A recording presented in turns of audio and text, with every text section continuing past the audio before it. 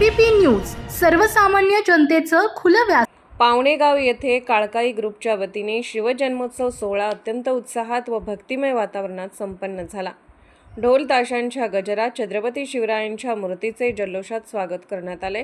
पारंपरिक पद्धतीने मूर्ती स्थापना करून अभिषेक व पूजा विधी पार पडले। महिला भगिनींसाठी विशेष हळदी कुंकू कार्यक्रमाचे आयोजन करण्यात आले होते। या कार्यक्रमात मोठ्या संख्येने महिलांनी सहभाग नोंदवला। त्यानंतर भव्य पालखी मिरवणूक काढण्यात आली। संपूर्ण गाव जय भवानी जय शिवाजीच्या घोषणांनी दुमदुमून गेला। शिवरायांच्या आरतीने कार्यक्रमाची भक्तिपूर्ण सांगता करण्यात आली। या सोहळ्यादरम्यान दैनिक समर्थ गावकरी 2026चे दिनदर्शिका तसेच दैनिक समर्थ गावकऱ्यांचा विशेष अंक याचे प्रकाशन उपस्थित मान्यवरांच्या हस्ते करण्यात आले। गावकऱ्यांनी या उपक्रमाचे उत्स्फूर्त स्वागत केले। एकूणच शिवभक्तांच्या मोठ्या सहभागामुळे पावणे गावातील शिवजन्मोत्सव सोहळा अविस्मरणीय ठरला। विष्णू भुरे, मंत्रालय प्रतिनिधी, नवी मुंबई। नमस्कार, मी विष्णू भुरे। तर आपण होता नवी मुंबई पावणेगाव येथे।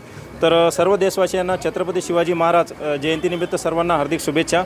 तर आपण बघू शकता की महाराष्ट्रातच नव्हे तर अख्ख्या जगात छत्रपती शिवाजी महाराजांची जयंती मोठ्या उत्साहात साजरी केली जाते।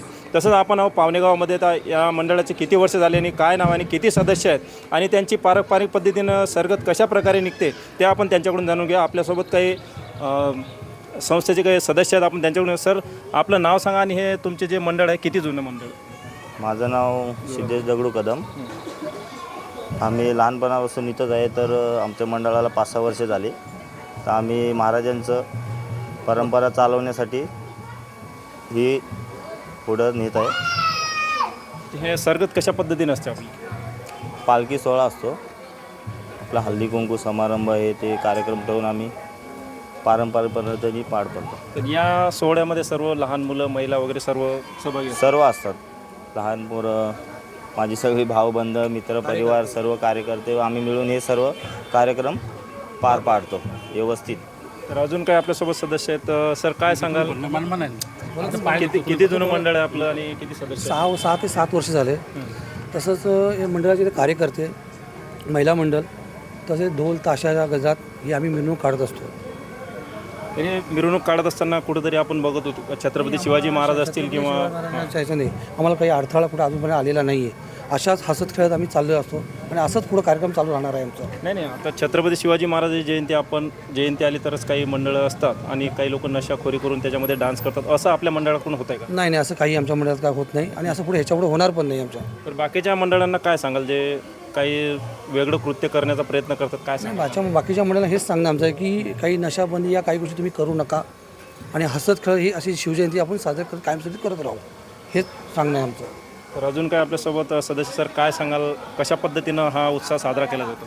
हा उत्सव आम्ही खूप आनंदाने साजरा करतो आणि खूप म्हणजे एकीने साजरा करतो व कोणालाही म्हणजे असं कोणालाही गालबोट लागेल असं काही होत नाही आमच्या कार्यक्रमामध्ये। पण आता काय सांगाल जे नवी युग आता तुम्ही पण बघत असाल नशेच्या आहारी चाललेले आहेत, कुठं सांप्रदायिकचा त्यांना विसर पडत चाललेला आहे की छत्रपती शिवाजी महाराज असतील, डॉक्टर बाबासाहेब आंबेडकर असतील, त्यांना एक विसर पडलेला असेल, तर त्या युवकांना काय सांगायचं? मी हेच सांगेन की एवढ्या लहान वयात त्यांनी नशापाणी वगैरे करू नये। त्यांनी आपले छत्रपती शिवाजी महाराज, डॉक्टर बाबासाहेब आंबेडकर यांचं चरित्र वाचून त्यांनी पूर्ण त्यांच्याकडे लक्ष द्यावं व त्या मार्गाने जावं। आता सरगत काढत असताना खूप वेळा बघतो आपण की ट्रॅफिक वाहतुकीला पण अडथळा होतो, ट्रॅफिक पोलिसांना अडथळा होतो, कुठं कधी पेशंट जातो त्यालाही अडथळा होतो। तर दुसऱ्या तुमच्या मंडळात तर दखल घेतली जाते, पण बाकीच्या मंडळांना काय सांगाल कशा पद्धतीनं सरगत काढणार? माझं एवढंच सांगणं आहे की आपण पोलीस प्रशासनाला सहकार्य करावं व ॲम्ब्युलन्स याला सहकार्य करावं, आपण आपला उत्साह साजरा करावा आणि त्यांनाही आपण सहकार्य करावं। अजून कोण स्टॉप कर?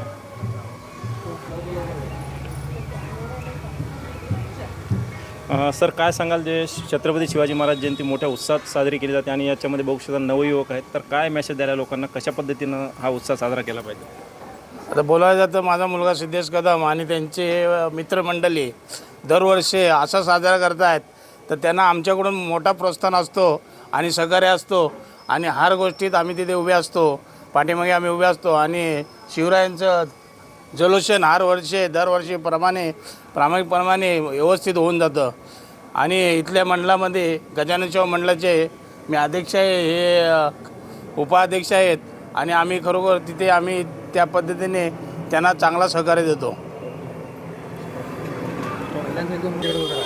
आता वाटलं म्हणजे तर बघू शकता या उत्साहामध्ये, या सोहळ्यामध्ये महिलाही मोठ्या प्रमाणात आहेत. आपण त्यांच्याकडून जाणून घेऊया. काय सांगाल, जेवढ्या या छत्रपती शिवाजी महाराजाच्या उत्साहामध्ये महिला दिसायला पाहिजे एवढ्या नाहीत, आणि जे महिला येत नाहीत किंवा लाजतात त्यांना काय मेसेज द्यायचे? आम्हाला एवढंच वाटतंय, सगळ्या बंधू बहिणीवानं सगळ्यांनी शिवाजी महाराजाच्या सोहळ्याला सगळ्या बहिणी उपस्थित पाहिजे. कुठंतरी त्या बायका मागं राहतात का, तर सुरक्षित नाही आहेत महिला, का मुली सुरक्षित नाही आहेत, त्याच्यामुळं कुणीही घराबाहेर पडत नाही आहे. त्याच्यामुळं कुठंतरी तुम्ही काहीतरी करा, सहाय्य करा आम्हाला, की सगळ्या महिला आमच्या सगळ्यांनी येऊन हे कार्यक्रम साजरा करावा, एवढीच माझी इच्छा आहे. महाराष्ट्राचे सर्वमान्य दैनिक समर्थ गावकरी अहमदनगर, पुणे, नाशिक, जळगाव, धुळे, नंदुरबार, सोलापूर, कोल्हापूर, सांगली, सातारा, मुंबई, ठाणे, पालघर, रत्नागिरी, रायगड, सिंधुदुर्ग, नांदेड, उस्मानाबाद, बीड, औरंगाबाद, नागपूर, गडचिरोली, भंडारा, गोंदिया, अकोला, यवतमाळ, बुलढाणा येथून एकाच वेळी प्रसिद्ध होणारे एकमेव दैनिक सर्वसामान्य जनतेचे खुले व्यासपीठ. संपादक आहेत विश्वासराव आरोटे. मोबाईल नंबर आहे 94 23 38 85 08. दुसरा मोबाईल नंबर 94 23 46 72 72. तिसरा मोबाईल नंबर 75 88 15 0001. वेबसाईट आहे sgavkari.com. मेल आय डी आहे akl gavkari@gmail.com.